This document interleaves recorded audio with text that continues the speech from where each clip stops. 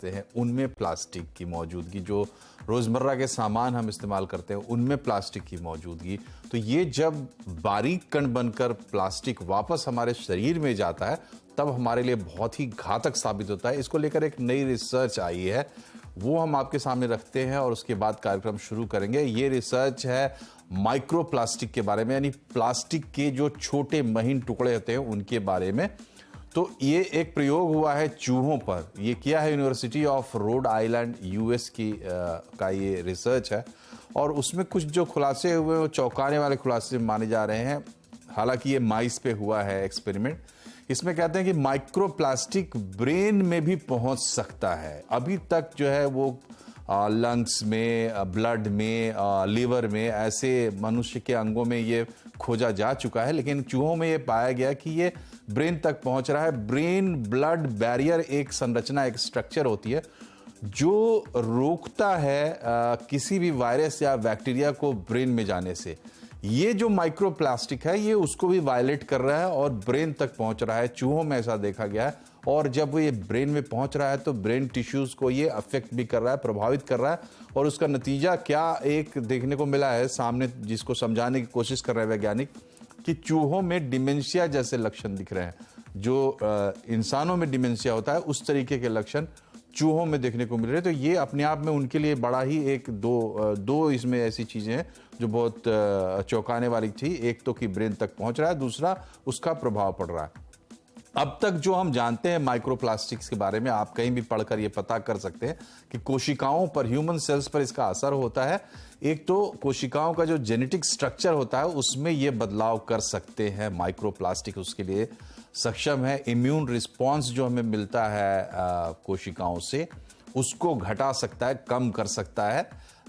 इसके अलावा सेल की जो दीवार है, जो सेल वॉल्स है, उनको ये तोड़ सकता है, वायलेट कर सकता है, ब्रेक कर सकता है और खास सेल्स को ये मार भी सकता है। ये मोटी बातें हैं जो हम अब तक जानते हैं। इसके अलावा भी सेल्स को कई तरीके से वो अफेक्ट करता है माइक्रो प्लास्टिक। तो आज इसी पे हम बात करेंगे माइक्रो प्लास्टिक की समस्या पे। जो छोटे प्लास्टिक होते हैं कण, उनको मोटे तौर पर माइक्रो प्लास्टिक यानी छोटे, और नैनो प्लास्टिक यानी कि बहुत ही छोटे, बहुत ही बारीक, इन दो हिस्सों में बांटकर देखा जाता है। तो हम बिल्कुल सबसे बारीक नैनो प्लास्टिक्स की बात नहीं कर रहे हैं, बल्कि उससे थोड़े से बड़े लेकिन बहुत बारीक, जो खुली आंखों से जिन्हें देखना संभव नहीं है, उसकी बात कर रहे हैं। उसके बारे में ये रिसर्च आई है। और सबसे पहले अपना परिचय कर लें। हमारे साथ अपोलो अस्पताल के सीनियर कंसल्टेंट मनीष सिंघल होंगे, पाक हॉस्पिटल के senior consultant cardiology doctor Harsimranjeet Singh होंगे और एएनएस हॉस्पिटल के director neurology doctor Sunit Shah हमारे साथ मौजूद हैं। डॉक्टर शाह, शुरुआत आपसे करते हैं। देखिए, पहली बात तो ये है कि ये जो एक्सपेरिमेंट है ये माइस पे हुआ है, तो अब तक ह्यूमन में माइक्रोप्लास्टिक्स की जो मौजूदगी है ब्लड में और लिवर में, लंग्स में, ऐसे कुछ ऑर्गन्स में मिली है। तो माइस पे एक्सपेरिमेंट्स के बाद ये कितनी बड़ी आशंका, संभावना बनती है कि ह्यूमन में भी ये पहुंच चुका होगा ब्रेन सेल्स तक? जी, डेफिनेटली ये पहुंच चुका होगा ह्यूमन के ब्रेन्स में भी। सेम पैथोलॉजी मैकेनिज्म काम करती है और जैसा अभी आपने रिसर्च में बताया था कि ब्लड ब्रेन बैरियर को ये क्रॉस कर लेती है। ब्लड ब्रेन बैरियर जो होता है, जो अपने ब्रेन के टिश्यूज और कोई भी टॉक्सिन या केमिकल या वायरस जो होता है ब्लड के थ्रू हर ऑर्गन में पहुंचता है। तो ब्रेन में भी जो पहुंचता है तो ब्लड वेसल से और ब्रेन में क्रॉस करने के बीच में एक बैरियर होता है, जो अपने झिल्लियां जो बोलते हैं उस तरह का बैरियर होता है। तो नॉर्मल पदार्थ उसको, जो हार्मफुल मटेरियल, उसको क्रॉस नहीं कर पाते हैं। लेकिन ये अभी रिसर्च में आया है कि माइक्रो प्लास्टिक्स है, this can cross the barrier. तो जब ब्लड ब्रेन बैरियर को क्रॉस कर लेता है तो वो ब्रेन में पहुंच जाता है और ब्रेन में जब पहुंचता है तो ब्रेन टिश्यू सेल्स को भी डैमेज करने की इसमें क्षमता है। और इसकी वजह से डिमेंशिया के लक्षण है, या जो हम लोग न्यूरो डिजेनरेटिव डिसऑर्डर्स कहते हैं, उसके होने की संभावना काफी अधिक रहती है। जी, और डॉक्टर साहब, एक और सवाल इसी से जुड़ा हुआ कि अगर ये हमारे ब्रेन ब्लड इसको ब्रेक कर रहा है और पहुंच रहा है, तो इसका जो पोटेंशियल है हमें डैमेज करने का या हमारे शरीर को डैमेज, क्या वो भी कुछ बढ़ के साबित होता है इस एक्सपेरिमेंट से? जी बिल्कुल।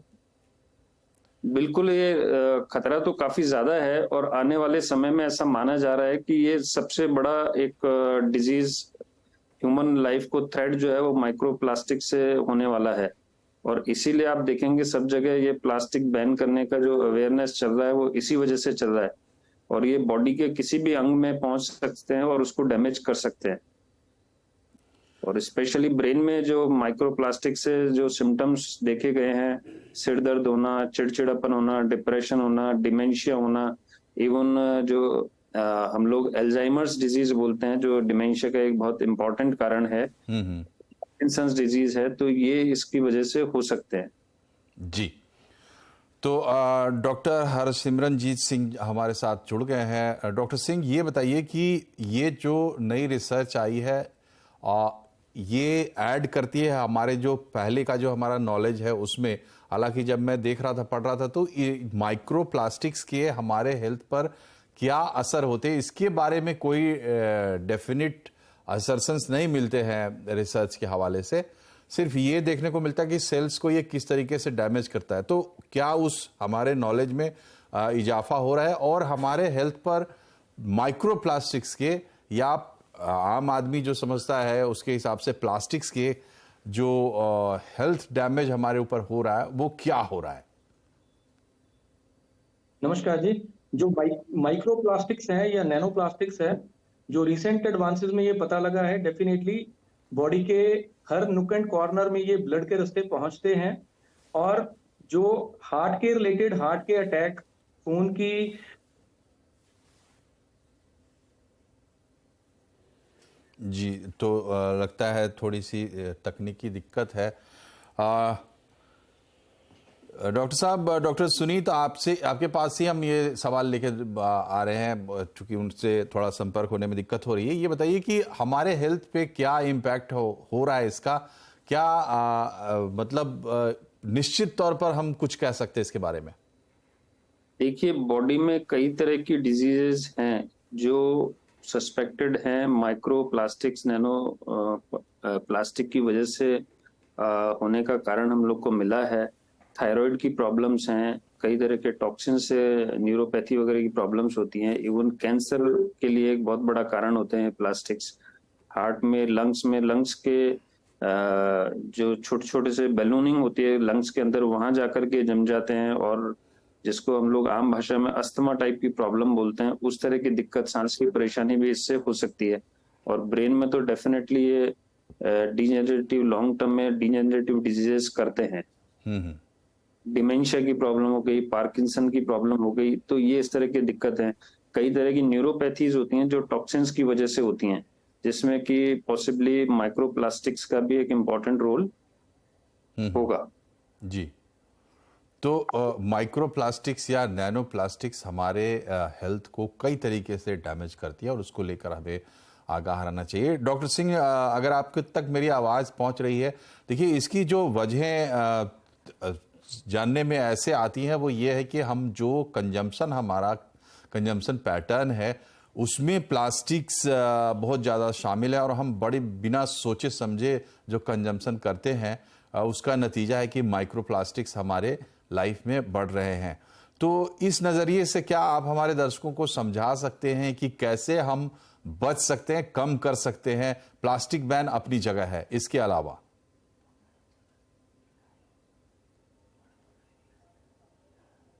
जो वातावरण में प्रदूषण के रास्ते हमारे जा रहा है, मतलब कि जो ग्राउंड लेवल है वाटर का जो पॉल्यूट हो गया, उसके लिए तो ज्यादा हम नहीं कुछ कर सकते। बट जो ग्रॉस विजिबल प्लास्टिक है, मान लीजिए पैकेज्ड वाटर है, प्लस जो हम खुद घर में स्टोर करने के लिए बॉटल यूज करते हैं, ये चीजों में डेफिनेटली हम बड़ा अंतर ला सकते हैं। हम मेटल की जी, उनके साथ थोड़ी सी तकनीकी दिक्कत आ रही है। डॉक्टर शाह, आपसे भी मैं यही सवाल रखता हूं कि हम अपने तरीके से क्या कर सकते हैं एज अ कंज्यूमर?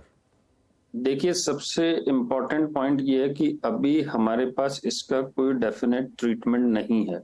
जो बॉडी में माइक्रोप्लास्टिक चला गया है तो उसको हम कैसे फिल्टर आउट करके निकाल सकते हैं, ऐसी कोई दवाई अभी तक नहीं बनी है। इसलिए प्रिवेंशन इज द बेस्ट वे। इसको शरीर में जाने से ही रोकना है।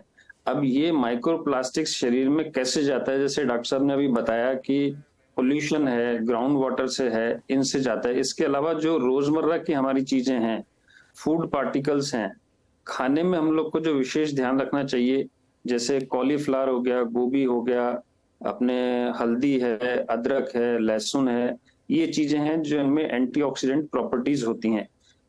जो चीजें रूटीन में हमारे किचन में टपरवेयर या प्लास्टिक आइटम्स होते हैं, इनसे आप देखेंगे कि ये स्लोली डिसॉल्व होते रहते हैं और वो हमारे फूड के जरिए हमारे बॉडी में जाते हैं। तो और इवन जो पैकेज्ड फूड आता है, कैंड फूड है, प्लास्टिक बॉटल्स हैं, वाटर बॉटल्स हैं, ये हमें स्ट्रिक्टली अवॉइड करनी चाहिए। जनरली हम लोग एक सोचते हैं प्लास्टिक कैरी बैग्स हैं वो अवॉइड करेंगे, वो तो एक पार्ट है ही है। इसके अलावा जो रूटीन में हमारी चीजें हैं, इवन जो डे टू डे के हमारे कॉस्मेटिक्स हैं, वो बहुत सारे ऐसे कॉस्मेटिक्स हैं जिनमें माइक्रोप्लास्टिक्स होते हैं। तो हमें ये मार्केट में सेलेक्ट करते समय ध्यान देना चाहिए कि जो हम कॉस्मेटिक्स काम में ले रहे हैं, इवन कई तरह के टूथपेस्ट हैं, उनमें भी माइक्रोप्लास्टिक मिला हुआ होता है, तो वो भी हमें देखना चाहिए। मार्केट में हमें परचेज करने से पहले पूछना चाहिए, भैया इसमें माइक्रोप्लास्टिक है कि नहीं है। ऑर्गेनिक फूड जो बाजार में कई तरह की खेती आजकल पेस्टिसाइड्स और कई तरह के केमिकल्स मिलाकर के होती है, उसकी बजाय हमको ऑर्गेनिक फूड को प्रेफर करना चाहिए। तो इन चीजों के जरिए हम इसको अवॉइड कर सकते हैं। और ये जो स्टडी में आया है कि करीब 1 लाख कण हर साल हमारे शरीर में जाते हैं इसके जी। इतने कणों को फिल्टर आउट करना बड़ा डिफिकल्ट टास्क है। तो हमें अपनी डाइट को इम्प्रूव करना चाहिए, प्लस हमारे किचन में और हमारे डे टू डे की चीजों में जो प्लास्टिक मटेरियल हम लोग काम में ले रहे हैं उसको अवॉइड करना चाहिए। That is the best way. जी, और डॉक्टर मनीष सिंघल हमारे साथ जुड़ गए हैं। डॉक्टर सिंघल, आपसे मेरा सवाल ये रहेगा कि अब प्लास्टिक हमारे जीवन में हम जिस तेजी से ये जागृति बढ़ रही है, लोगों में अवेयरनेस बढ़ रहा है प्लास्टिक के प्रति, उसी तेजी से हम देख रहे हैं कि प्लास्टिक का उपयोग भी बढ़ रहा है। प्लास्टिक से पहले हमें वो चीज़ें समझ में आती थी जो विजिबल थी। अब जब हम माइक्रो प्लास्टिक्स की बात कर रहे हैं तो टूथपेस्ट भी उसमें आ रहा है, उसमें कॉस्मेटिक्स भी आ रहे हैं। तो सवाल ये है कि हम इन चीज़ों से कैसे लड़ें, प्लास्टिक के प्रति एक रिस्पॉन्सिबल कंजम्पशन हमारा कैसे बन सकता है?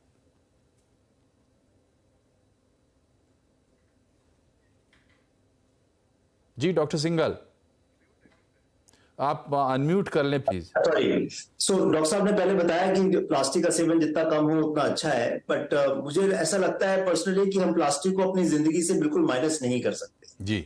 सो सेफ यूज ऑफ प्लास्टिक बहुत इंपॉर्टेंट है। ऑफ कोर्स जो प्लास्टिक होता है उसके ऊपर एक चिन्ह होता है, रिसाइकल चिन्ह, उसके अंदर एक नंबर होता है जिसमें 1 2 3 से लेके 7 तक होता है नंबर। जी जी।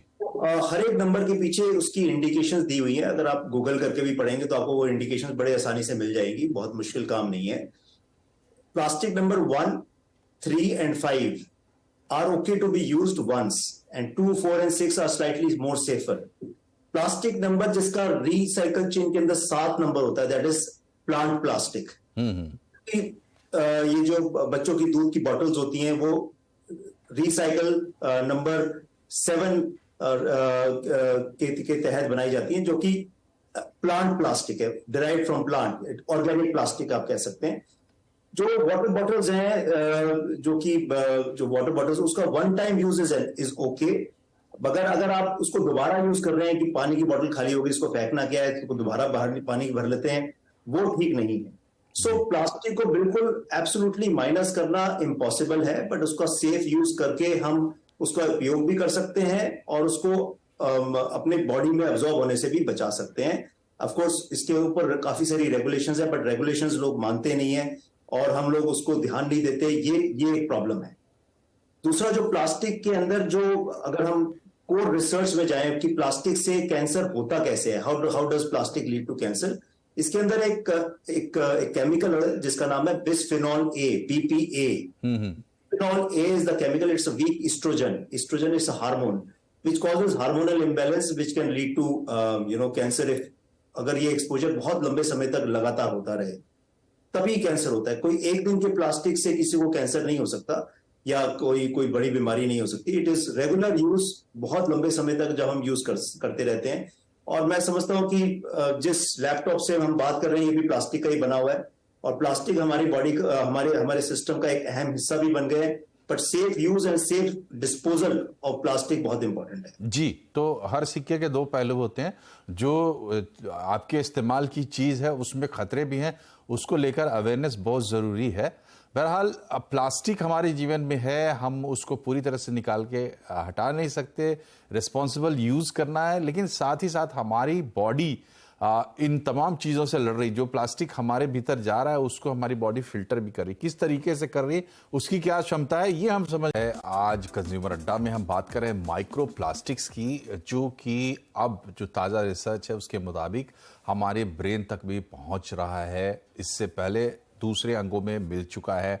माइक्रो प्लास्टिक्स खाने और पानी के साथ हमारे शरीर के भीतर जा रहे हैं, हवा में जब हम सांस ले रहे हैं उसके जरिए भी जा रहे हैं, हमारे स्किन से भी जा रहे हैं। और ये जो तमाम हमारा सामना है माइक्रो प्लास्टिक्स से, तो हमारा शरीर उसे झेल रहा है, किस तरीके से झेल रहा है और हमारे शरीर की क्षमता क्या है, ये समझने के लिए एक बार डॉक्टर हरसिमरनजीत सिंह के पास चलते हैं। डॉक्टर सिंह, ये बताइए हमारा शरीर इस टॉक्सिन से कैसे लड़ रहा है और उसकी क्षमता क्या है इस मामले में? देखिए, यही सबसे बड़ी दिक्कत है कि माइक्रो प्लास्टिक और नैनो प्लास्टिक से शरीर के लिए लड़ना बहुत ही मुश्किल है। ये बायोडिग्रेडेबल है नहीं।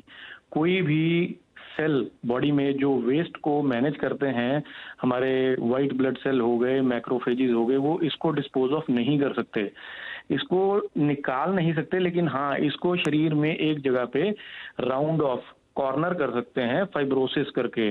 जैसे आपने सुना होगा, सिंपल भाषा में हम सुनते हैं, कहीं पे किसी के कोई गांठ बन गई, ठीक है, या फिर कोई रसौली बन गई, तो ये वहीं रहेंगे, इसके आजू बाजू फाइब्रोसिस हो जाएगा, उसको हमारी बॉडी बाकी बॉडी में के संपर्क में आने से रोक देगी।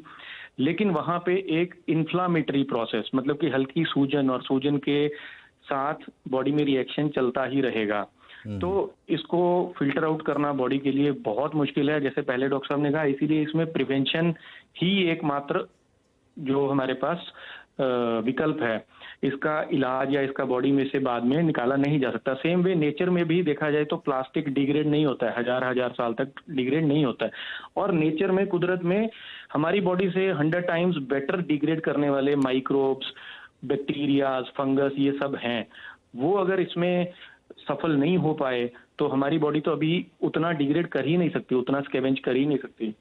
तो जैसे आप पहले भी बात कर रहे थे कि प्रिवेंशन के लिए हम जो सिंपल सामने दिख रहा है केवल कि प्लास्टिक की बोतल्स हो गई, फिर हमारे कप नूडल्स हो गए जो प्लास्टिक के कप में है, बीच में प्लास्टिक का चम्मच है, उसमें गर्म होता है, घुलता है, जो चीजें सामने दिख रही है हम उसको प्रिवेंट कर सकते हैं।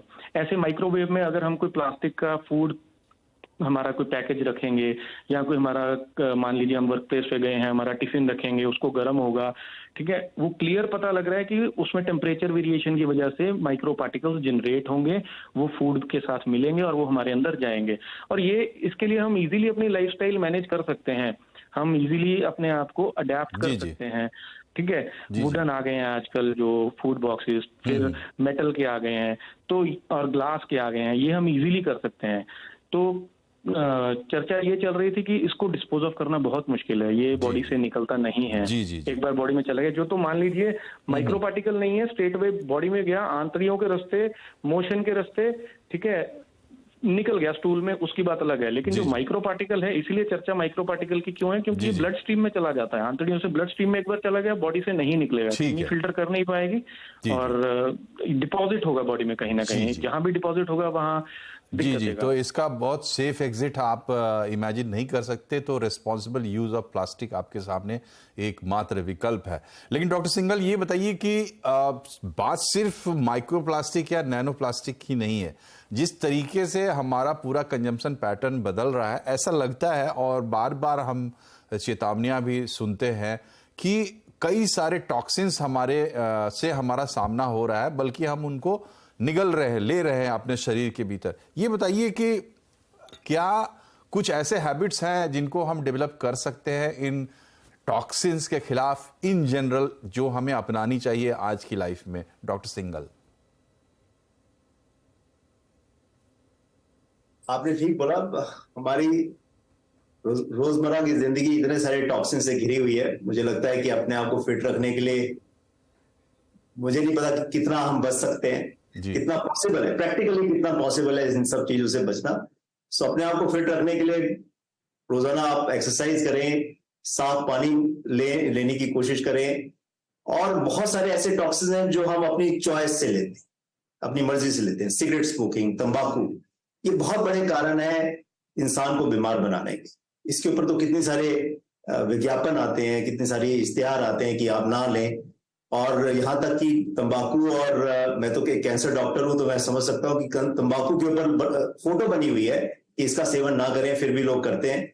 सो इन सब से बचने की कोशिश करें, और मुझे लगता है कि इंसान के शरीर में काफी क्षमता होती है काफी सारे टॉक्सिन से लड़ने की। इसीलिए इतने सारे टॉक्सिन्स का मौजूद होते हुए भी ऐसा नहीं कि पूरा का पूरा देश बीमार हो गया है। सो जितना आप अपने जीवन शैली को एक हेल्दी वे में कन्वर्ट कर सकते हैं, जैसे रेगुलर एक्सरसाइजेस करके, रेगुलर और इन सब चीजों से बचकर, सिगरेट स्मोकिंग, तंबाकू का सेवन, पोल्यूशन, एयर पोल्यूशन हमारे यहाँ इतना कॉमन है। अब देखिए इतने साल हो गए हम पोल्यूशन की बात करते हैं दिल्ली में। तो समय की थोड़ी कमी है डॉक्टर साहब, इसलिए आपको रोक रहा हूं। और डॉक्टर साहब आपसे भी माफी चाहेंगे कि दूसरे सेगमेंट में आपसे बात नहीं हो पाई, लेकिन डॉक्टर साहिबान की बात से एक बात तो बिल्कुल साफ है कि आपको खुद अपनी रिस्पॉन्सिबिलिटी लेनी होगी टॉक्सिन से लड़ने की, चाहे वो आप प्लास्टिक टॉक्सिन्स की बात करें या दूसरे। और दूसरी बात यह है कि जागरूकता हम जरूर फैलाएं, हम अपनी तरफ से प्रयास करते हैं लोगों को भी, क्योंकि इससे पॉलिसीज में चेंजेस आ सकते हैं और बड़े पैमाने पर फेरबदल हो सकती है जो कि हमारे सेहत के लिए पॉजिटिव होगी। आप तीनों डॉक्टर्स का बहुत बहुत शुक्रिया हमसे जुड़ने के लिए। कार्यक्रम में फिलहाल इतना ही। नमस्कार।